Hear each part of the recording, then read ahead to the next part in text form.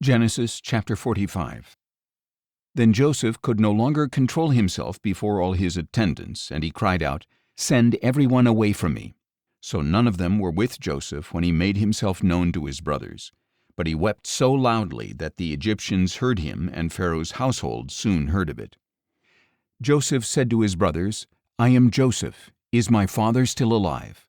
But they were unable to answer him because they were terrified in his presence. Then Joseph said to his brothers, "Please come near me," and they did so. "I am Joseph your brother," he said, "the one you sold into Egypt. And now do not be distressed or angry with yourselves that you sold me into this place, because it was to save lives that God sent me before you.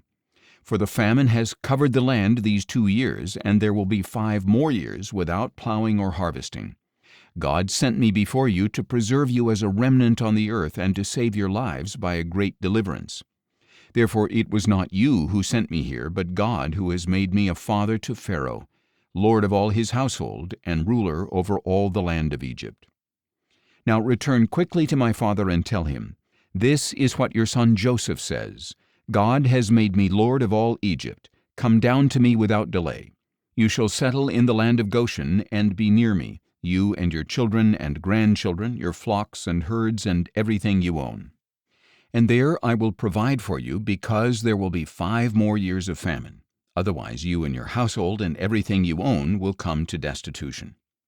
Behold, you and my brother Benjamin can see that I, Joseph, am the one speaking with you.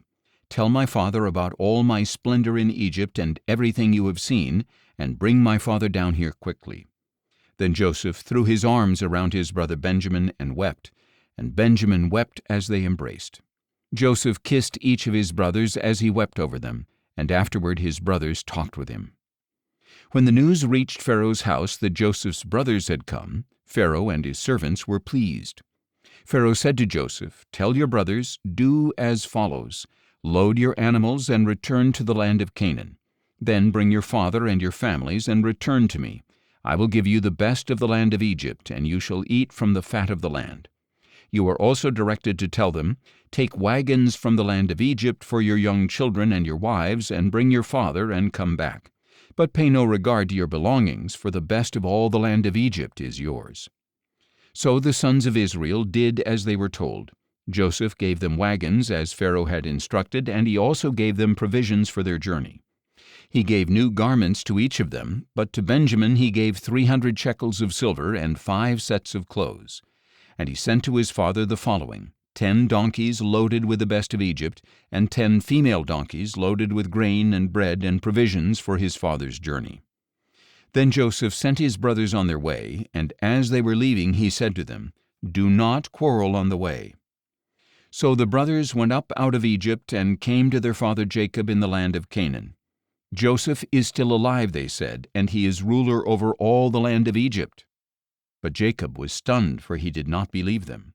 However, when they relayed all that Joseph had told them, and when he saw the wagons that Joseph had sent to carry him back, the spirit of their father Jacob was revived. "Enough," declared Israel. "My son Joseph is still alive. I will go to see him before I die."